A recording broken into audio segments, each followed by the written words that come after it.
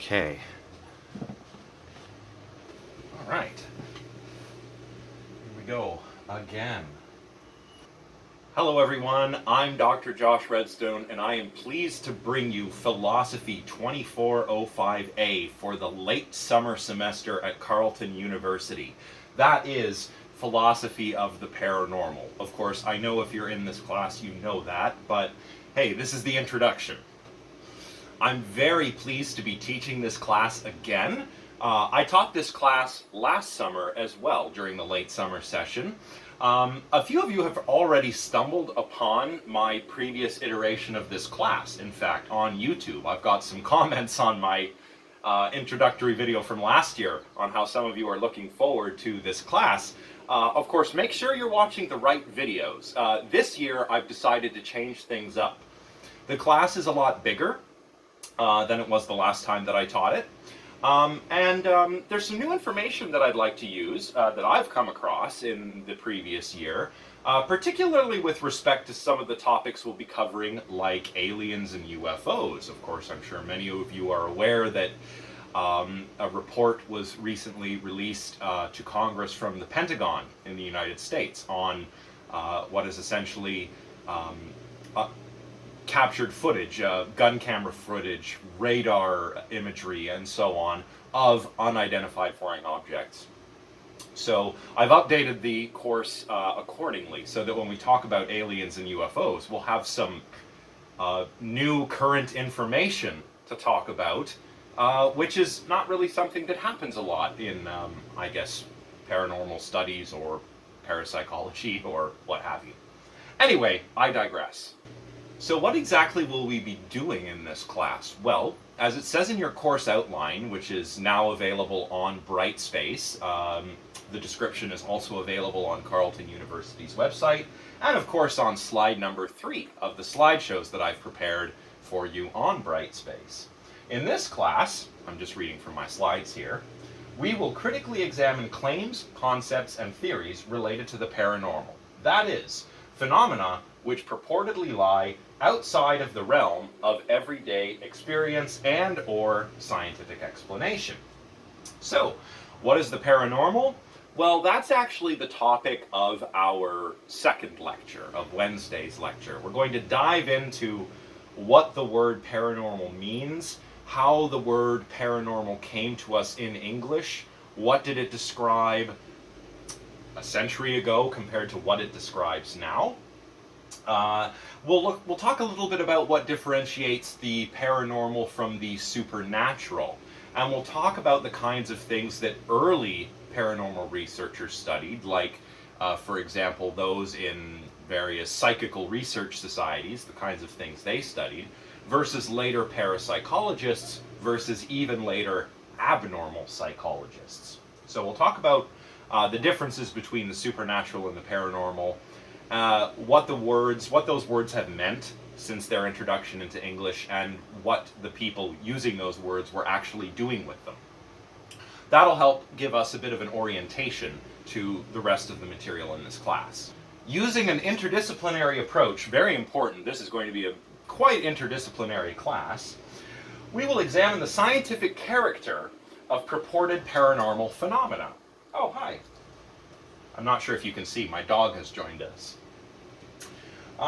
Okay, yes, we'll examine the scientific character of these purported paranormal phenomena, in addition to their relation to philosophical questions surrounding human nature, thought, perception, and reality.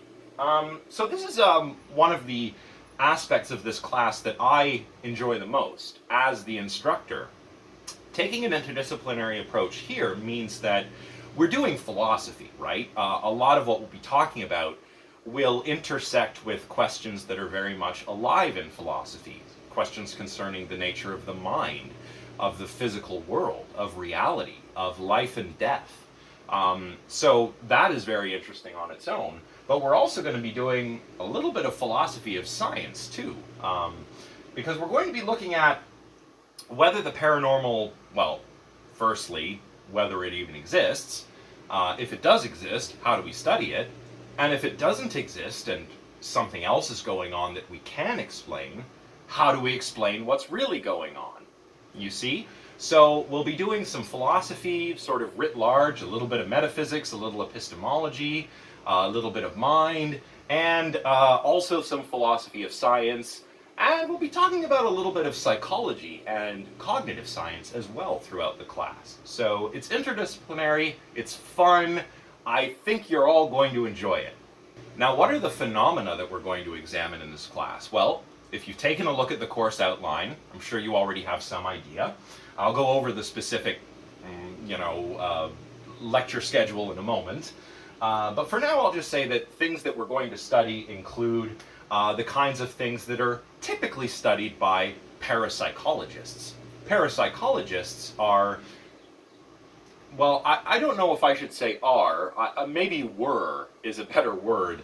Parapsychologists were, by and large, psychologists that studied so-called psi, PSI, psi phenomena.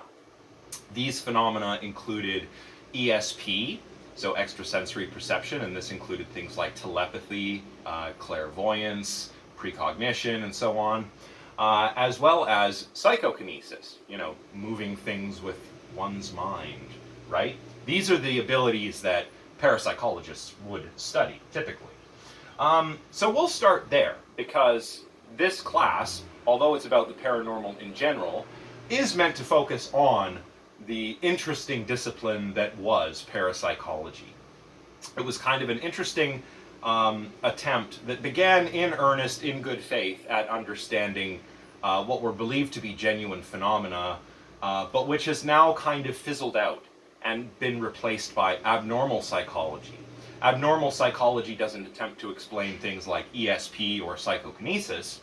Rather, what abnormal psychology does is try to explain why people believe in these phenomena, or if, say, you have an experience of what is apparently precognition or telepathy, how would we explain that without actually appealing to precognition or telepathy or any of these other abilities which are quite suspect now that we know more about the mind in the world than those early psychical researchers and parapsychologists. So from there, we're going to move on into other phenomena which are sometimes categorized as paranormal, sometimes supernatural, or sometimes just weird and interesting. So we're going to talk about, as I mentioned, aliens and UFOs. I think that's something that would be really cool to talk about, because, the universe is an absolutely enormous place, and it would be really weird if the only life in it were found on the planet Earth, right? So I'm quite confident when I say that there are probably some aliens out there. Are they visiting Earth in flying saucers? Well, maybe not, but this is an interesting area that we can look at in this class. We'll also look into other kind of not quite paranormal, but perhaps supernatural or spiritual or new age kind of ideas. The main one that I want to look at is astrology, because it's something that is still quite widely believed by a large section of the population, that astrology, the form of divination that says that the locations of the stars and planets in the zodiac on the moment of your birth affects your fate, right? This is still a widely believed notion, and I'd like to talk about what's problematic about it. So we'll be doing that. We'll also talk about dreams. Dreams are weird. I don't know if they're paranormal, but certainly a lot of paranormal stuff seems to occur in dreams, right? Perhaps dreams of what will happen in the future.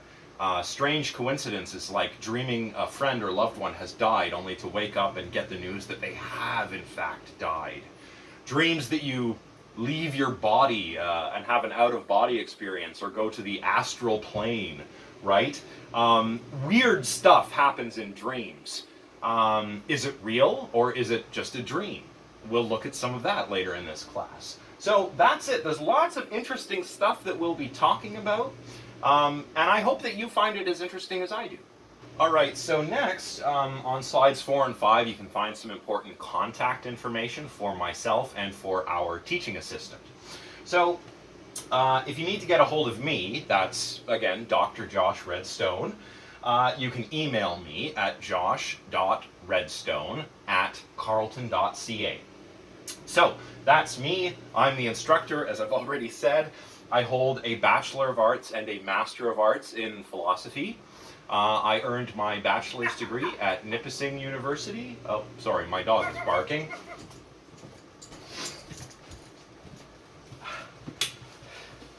This is just part of teaching at home.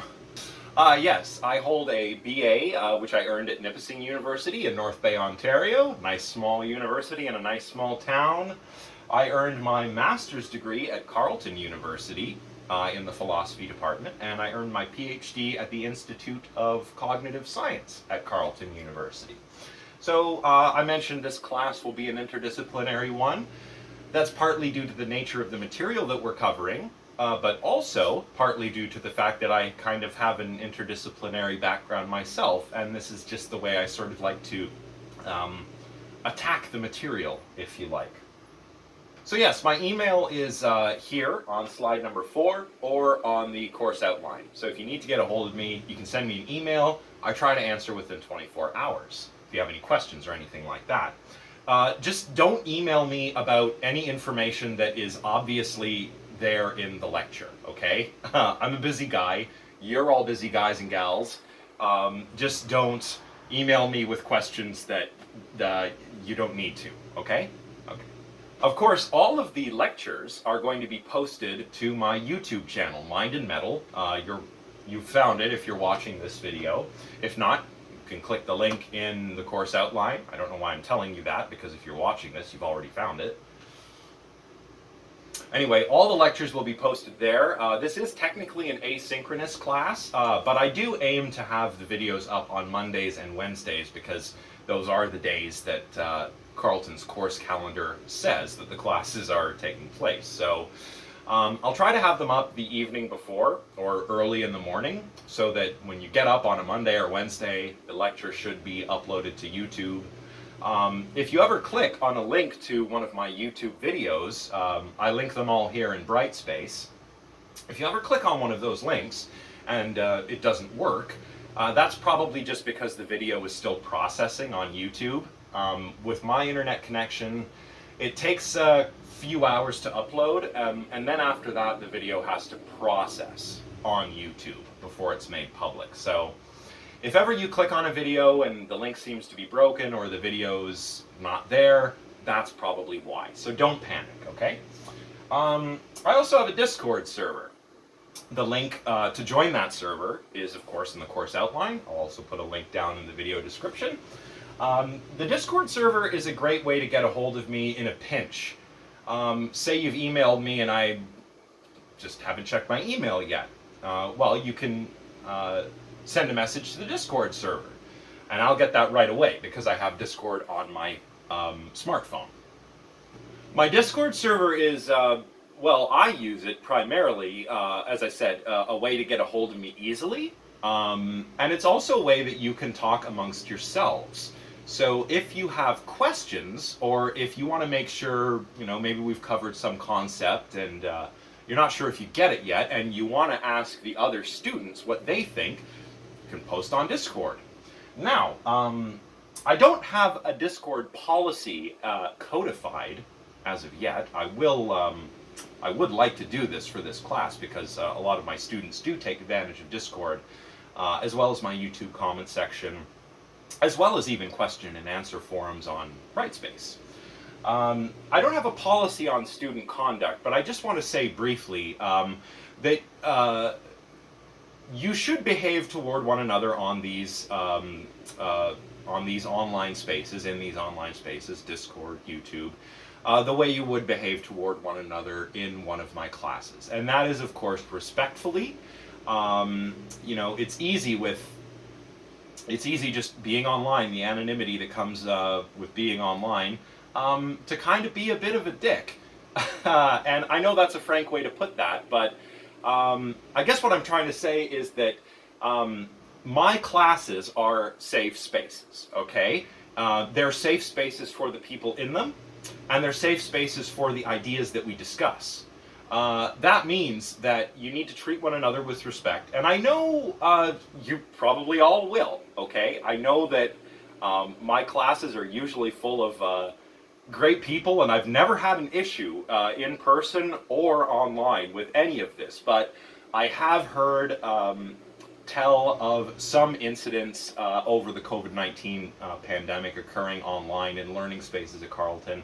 So I just want to say, let's treat each other with respect. We're all humans. We, as Kant said, should all be treated as ends in ourselves and never as means, you know? We're all human beings. We all deserve respect.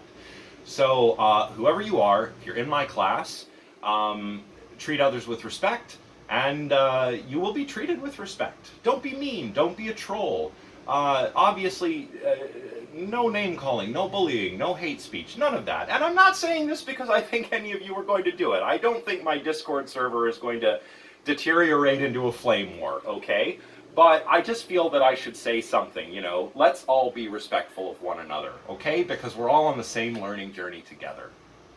Oh, one other reason I wanted to say that little blurb is that in this class, obviously, all of us are coming from different backgrounds, right? And as I said before, this is a safe space. So we're going to be talking about things that some of you, no doubt, deeply believe in, perhaps ghosts or life after death, or things that you do not believe in. Maybe you don't believe in life after death, or you think ghosts are non-existent. I think I have a mix of skeptics and believers in this class. But because this class is a safe space, and I mean that in two different ways. It's a safe space in the sense that we need to treat each other kindly, respectfully. We're not going to have any bullying or anything like that in this class. And we're going to respect each other's viewpoints as well. So no one's going to, you know, make any snide comments because somebody believes or doesn't believe in something. That's not what we're doing here. This isn't internet skepticism, right? This isn't a normal YouTube channel busting the paranormal. This is an honest attempt at understanding what the heck is going on here. Is there some paranormal phenomena? Are there not? If there are, how do we study them? If there are not, how do we explain how people believe them? That's what we're doing here. We're not busting myths and calling out bullshit and stuff like that, okay? So we need to treat each other well as we're discussing these ideas.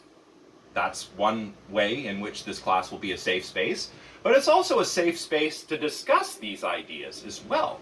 Just because some of you believe in the paranormal, don't shy away from examining some paranormal claims skeptically, okay? Because this is how we gather knowledge. People who don't believe don't just hand wave away attempts to explain the paranormal because you already don't believe in it. There might be something interesting going on. And this, we'll see, was the case with dreams, and particularly lucid dreaming.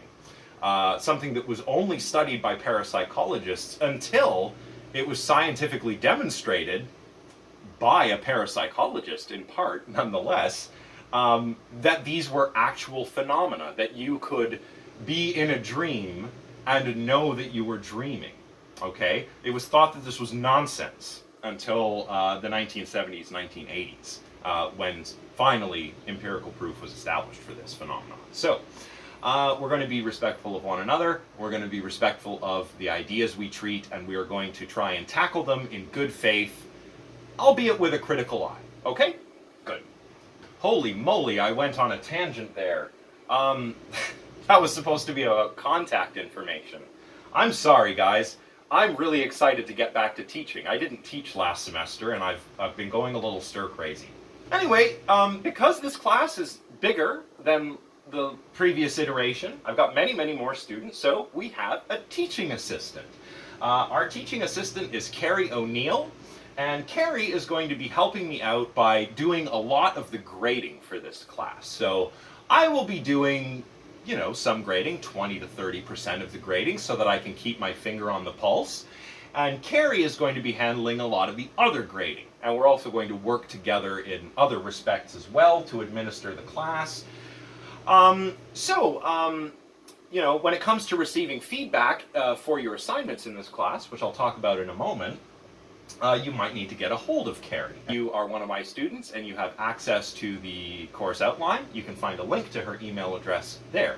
So if you receive some feedback on an assignment, and Carrie was the one who graded it, and you needed to talk to her to maybe ask why you got the grade you did, or what you can do to do better next time, go ahead and do that. Just don't inundate Carrie with lots and lots of emails. Carrie is, as I once was a few years ago, a grad student in the thick of her PhD thesis. So, yes, she's here to help, but let's not overwhelm our dear teaching assistant, okay? Okay. How will you access the class? Well, if you found this video, you already know, I suppose. Lectures are always going to be posted on my YouTube channel. I don't link them or upload them directly onto Brightspace. I always link them.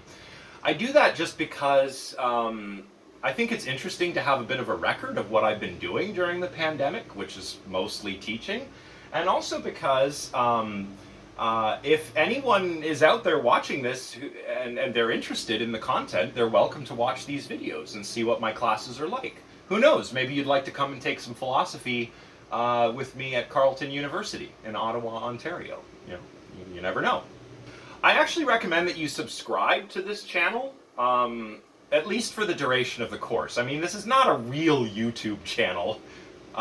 You know, you don't have to like, comment, and subscribe. But if you do subscribe, or if you click the notification button, you won't have to log on to Brightspace. You'll just get a little notification whenever my lecture is ready. So that might make your life a little bit easier.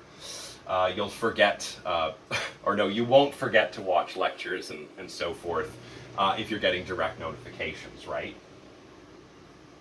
So there's going to be 2 lectures per week. We're going to do that for a solid 6 weeks. So lots of learning will take place.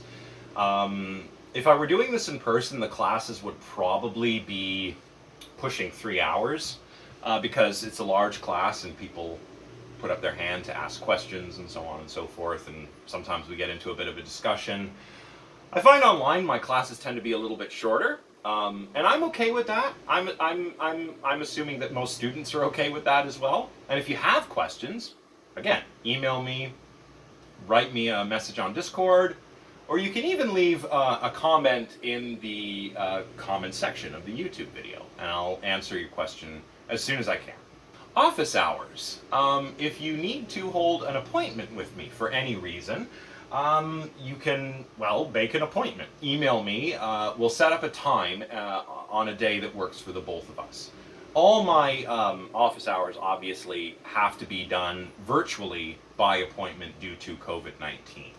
And we do that on my Discord server, as I mentioned before. So, if you need to hold a meeting with me, what we can do is basically get on the Discord server. We can go into the video chat or voice chat channel on my server rather than the text chat, and we can talk there. Have a meeting about whatever it is that you need to discuss. And I just want to emphasize that because we're not meeting in person this semester, I don't want anybody to be shy about reaching out and contacting me if you have any questions or concerns. I think it's really good when there's a lot of interaction between the students and the prof. I mean, it shows that you are engaged. If you have questions, that means you want to know more, or maybe I didn't explain something as clearly as I could have, and I need to take another crack at it. So don't be afraid. I like to see students come and ask me questions and engage with me. I know students can be kind of shy. I was when I was an undergraduate, but there's no reason to be shy. I love when students ask me questions. So, you know, don't be shy about getting in touch. You can talk to me on Brightspace. I'll set up a question and answers forum there. There's my Discord server. There's email. There's the YouTube comment section. There are a lot of ways that you can get in touch with me in order to ask me questions, talk about the material, pick my brain about the paranormal, or anything else, okay? So I love seeing that student engagement, so just don't be shy, all right? Great. So let's take a quick look at the lecture schedule for this class. Of course, this is contained in our course outline. I've also got it on slide number 7 of the PowerPoint slides for our first lecture today. So week 1, that's this week, the week of July 5th. The first lecture is this one, the one you're watching right now, which is just an intro, outline, orientation, all of that stuff. On Wednesday of the first week, we look at parapsychology and the paranormal. We're going to talk a little bit about, as I mentioned before, where these terms come from, what do they denote, how did people who originated psychical research, spiritualism, and parapsychology understand these terms, what do they apply them to, and how is that different from how we understand them now? You know, what is the difference between the paranormal and the supernatural, all of that stuff. We'll be looking at that to kind of get our footing for the rest of the class. On week 2, the week of July 12th, our first lecture, our lecture on Monday, will be about extrasensory perception and psychokinesis. That is because these are the two things that parapsychologists studied. When parapsychology originated by J.B. Rhine and his wife Louisa Rhine at Duke University, they originated the scientific study of the paranormal, but they limited it to these phenomena, these psi phenomena, ESP and PK. They didn't talk about, life after death or mediumship or anything like that, which these were areas that interested earlier spiritual researchers, spiritualist researchers. And we'll talk about those researchers next time, and we won't get to parapsychology until week 2. Then we'll be on lecture 4, which is the Wednesday of our second week. We'll be talking about ghosts. Specifically, we'll be talking about talking to the dead. This is mediumship and spiritualism. So this is something, as I mentioned a moment ago, that early spiritualists, psychical researchers in the 19th and early 20th century studied. But J.B. and Louisa Rhine, the husband and wife dynamic duo who initiated parapsychology, they thought we ought not to study these things. And they also thought we ought not to study people who claim to have extraordinary abilities. They just studied regular folks. But we'll see when we talk about talking to the dead that there were mediums in the 19th and 20th century, indeed there still are in the 21st century, who claim to have special abilities, such as the ability to communicate with the spirits of the dead. So this is not something that was studied by parapsychologists, but it was studied by earlier psychical researchers. And I think that even though parapsychology does not study this, it's still, this earlier psychical research still holds a quite large pervasive influence in this area. So I think it would be really cool to look at that as well. So that's what we'll do for week 2, lecture 2. In week 3, we're going to change it up a little bit. We're going to talk about dreams and out-of-body experiences. I mentioned earlier that dreams are one of those phenomena that, interestingly enough, are associated with some supernatural or paranormal events or occurrences. One of these is the lucid dream, a dream that you have wherein you know you're dreaming. Now, for much of the 20th century, it was thought that this was kind of nonsense, right? When you're dreaming, you're asleep. When you're asleep, you're unconscious. How can you have a lucid dream? How can you be aware that you're dreaming if you're unconscious? Didn't make sense to scientists and philosophers. Forget the fact that philosophers since antiquity have known about lucid dreaming. Aristotle himself wrote about lucid dreams. And the Dutch researcher in the 19th century, I think his name was Frederick van Eden, who actually coined the term lucid dream, did study them scientifically. I say scientifically, air quotes should go there. He studied them using the scientific tools of his day, but that was in the 19th century. In the 20th century, philosophers and scientists thought that lucid dreaming was a contradiction in terms and therefore could not occur. It was a paradox. It didn't make sense. That was until it was proven by Stephen LaBerge, working in the United States, and Keith Hearn, working in the United Kingdom, using eye tracking, not eye tracking, but kind of something related to eye tracking, to show that their experimental subjects were able to signal using eye movements from within a dream that they knew they were dreaming. So lucid dreaming has kind of gone from possible scientific reality to pseudoscientific, paranormal, supernatural, spiritual nonsense to something we've actually demonstrated to be real. So I like looking at it because it's an example of something from parapsychology working. The problem is when that happens, it stops being parapsychology, right? And it just becomes psychology. So I like to study that in this class. And I should mention that the week 2 and week 3 readings are all from the same book. They're all from Susan Blackmore's Consciousness: An Introduction. There is no textbook that you need for this class. I provide readings for free on Brightspace. But a lot of our readings are drawn from this book, and it's a really good book. Susan Blackmore is actually a former parapsychologist. I'll talk a little bit about that later. On week 4, first lecture, Monday's lecture, we're going to talk about UFOs. Here I have UFOs and ancient aliens. Last year, I talked a little bit more about the ancient astronaut hypothesis, which was kind of due to Eric von Daniken, a former hotel manager and convicted criminal from Switzerland, who wrote a book called Chariots of the Gods.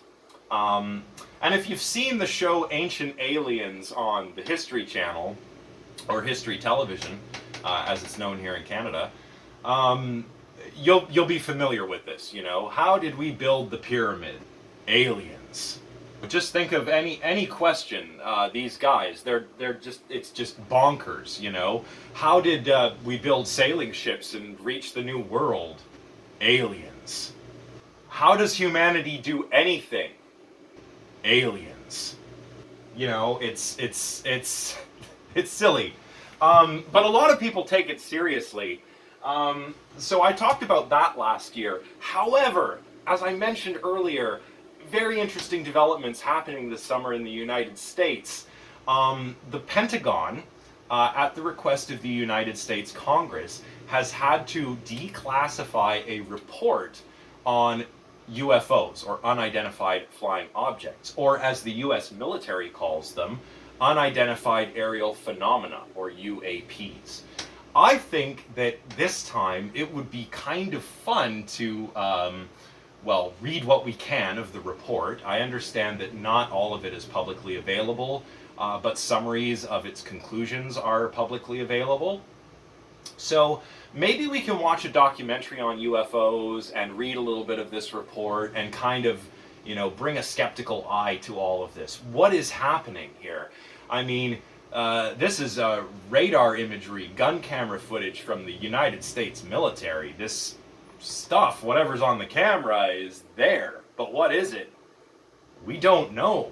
Is it aliens? Is it another nation with some kind of experimental technology? Who knows? We don't know. This is very exciting stuff. And, you know, maybe it's aliens, maybe it's not. I don't know, but I want to take a look at it with all of you in this class. So I've decided to save it for this class. Instead of ancient aliens, we're going to do the UFO report this year. It's going to be really interesting. For week 8, astrology and horoscopes, because this is not really paranormal. I guess we call it new age, maybe supernatural, but it's associated with the paranormal, right? It's one of those weird areas where scientists are skeptical, but believers still believe. So we'll talk a little bit about astrology and horoscopes because astrology is one of those things that's still quite pervasive. It's been around for thousands of years. There's not really a scientific basis to it, but people read their horoscopes. People believe in what their horoscopes say. People take them very seriously sometimes. Why is that? And how does astrology work? Or how is it supposed to work anyway? Well, we'll take a look at that on week 4, lecture 2. On week 5, we're going to do something really different. This is something that the last time I did this class, I actually did this first, but I've decided to save it till last. We're going to talk about the uncanny. What is the uncanny? Well, the uncanny is that weird feeling you get when spooky stuff starts to happen. Here we're talking about, weird, odd coincidences. Maybe an apparent sighting of your doppelganger, or double-goer, to translate it from the German.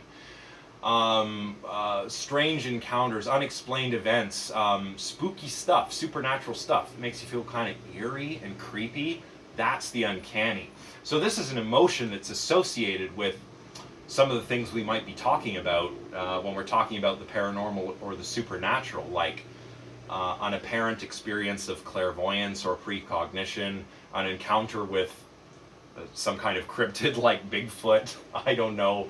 You get this weird, creepy feeling when we talk about this stuff or when we think about it. That is the uncanny. And this was studied by the early psychologist Ernst Jentsch and by the famous psychoanalyst Sigmund Freud. And I think they both provide some really interesting insights into what's going on when we feel this creepy feeling. This is not to say that the uncanny or this feeling of eeriness is exclusively associated with the paranormal or the supernatural. It's not. A lot of you have heard of the Uncanny Valley phenomenon, I'm sure, and that is where my introduction to this idea of the uncanny actually came from back when I was doing my undergrad. I actually wrote my undergrad research project and my master's thesis on the Uncanny Valley phenomenon, which is this phenomenon of finding very lifelike artifacts like robots or wax figures or animated characters a little creepy when they're too lifelike. But this feeling can also be elicited, say, by being in a purportedly haunted house or in a dark wood at night. It's a very interesting feeling. It is the emotion of, eeriness, creepiness. It's not fear, not exactly, but it's related. And we're going to talk about this emotion on week 5 for both lectures. And we're going to do that by reading a little Freud, a little Jentsch, and a very interesting short story by E.T.A. Hoffman called The Sandman. I think you guys will really enjoy it. Week 6 is special topics. So, on week 6, basically what I'm going to do before week 6 is put out a poll on Brightspace. And all of you will be able to suggest a special topic that we haven't covered, but that's related to the paranormal. So we haven't talked about, cryptozoology, Bigfoot, the Loch Ness Monster, and so forth. Maybe you'd like to talk about that. So you make that suggestion. I'll take those suggestions and make a poll out of them. And then everyone can vote. And I will do a lecture on the most popular special topics for week 6. That's the week of August 9th. So on Monday and Wednesday, it'll basically be the entire class who has chosen those lectures. So I don't know what they're going to be yet, but I'm sure they'll be interesting. What kind of work is involved in this class? Well, I'm going to have you write 3 critical responses. That's the first bit of work. Those are each going to be worth 12.5% of your grade. They are due on July 12th, July 19th, and August 3rd for 1, 2, and 3.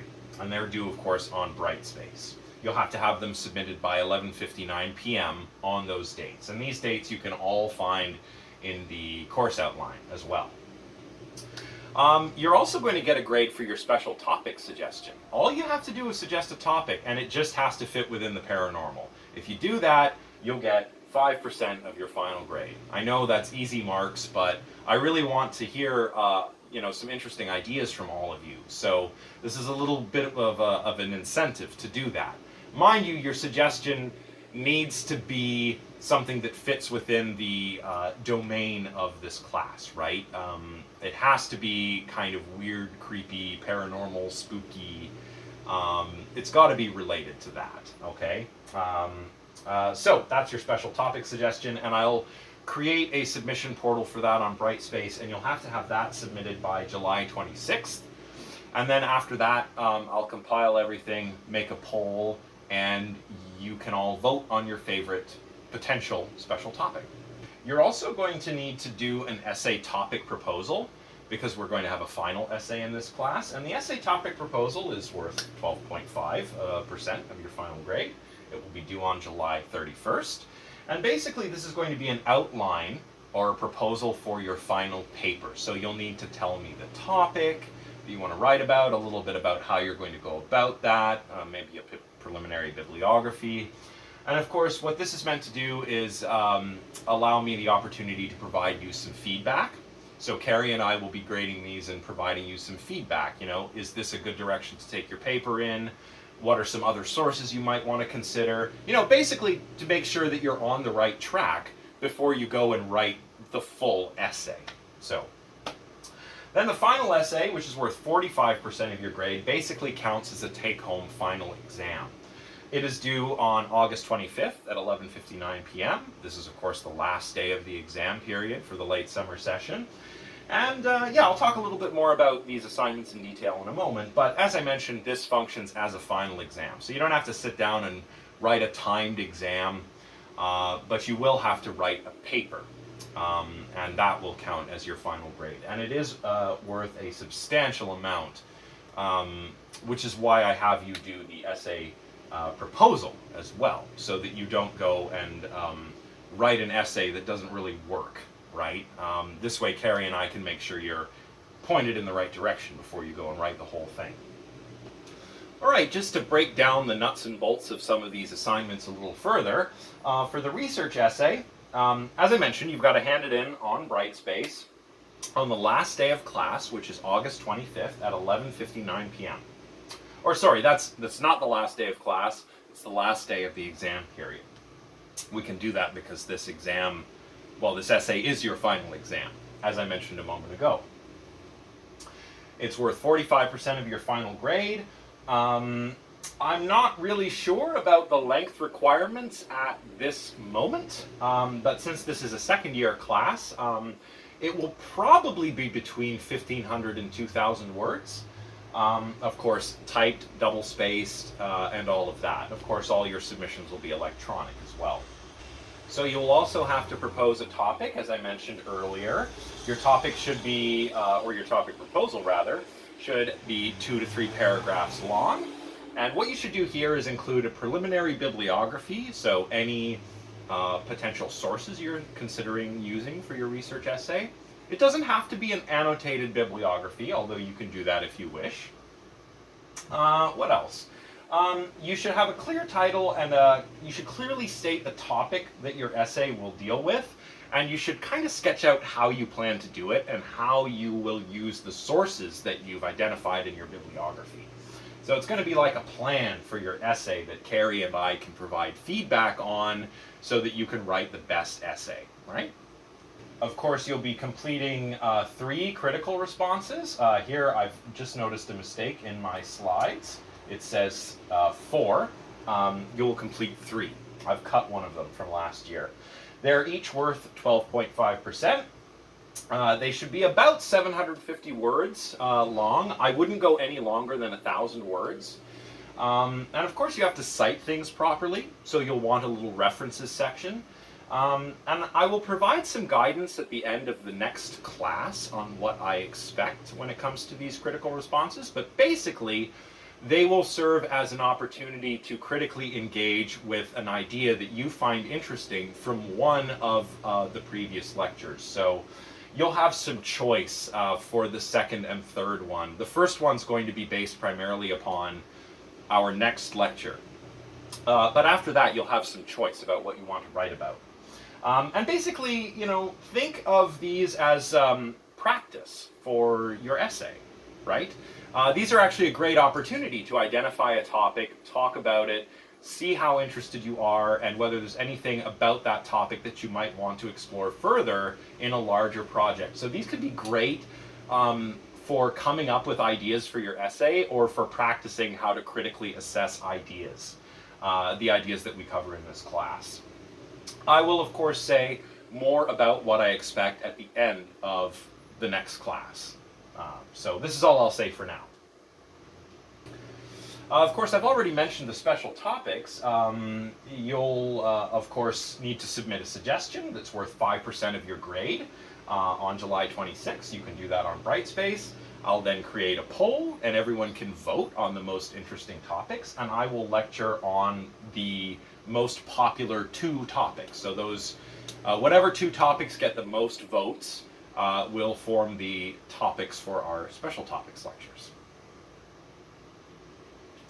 Now, of course, there's some important policies that you'll want to be aware of, so do see the course outline for policies concerning lateness, plagiarism, and academic accommodations. Okay, I'll talk about lateness next time, when we talk about your first critical response. I'll talk about plagiarism when I talk later in the class, a little bit about your essay proposal and your essay topic.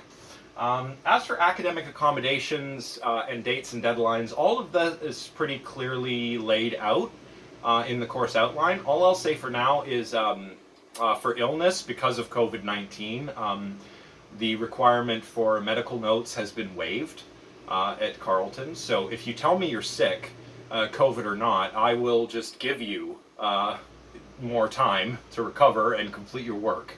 But we're using the honor system here, so don't take advantage of it. You know, don't be sneaky about it. But if you're sick, I will treat you as if you are sick, and I will allow you extra time to complete your assignment, whether you have COVID-19 or not.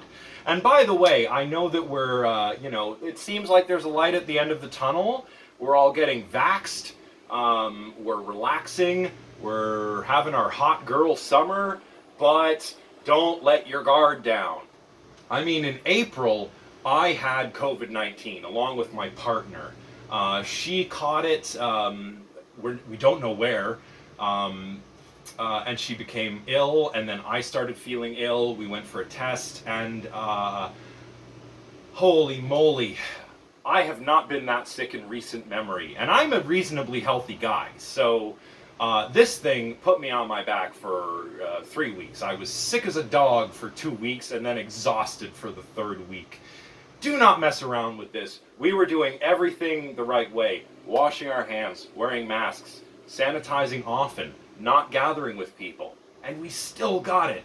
And I would hate for any of you to have to deal with this, or for a family member of yours to have to deal with this. It really is a nasty illness. So please, even though summer's here, the vaccines are rolling out, we're looking at the light at the end of the tunnel, please do be careful. Okay, and I'm saying this as somebody who got sick with COVID and did not enjoy it at all. It is not fun. So take care of yourselves, okay? And if you get sick, don't worry. I'll give you the accommodations you need. Of course, there are also pregnancy accommodations, family accommodations, religious accommodations. If any religious or family or pregnancy obligation conflicts with a due date for an assignment, talk to me. I'll work with you. You know, we'll work it out. I'm happy to accommodate you. Important dates and deadlines are, of course, all given.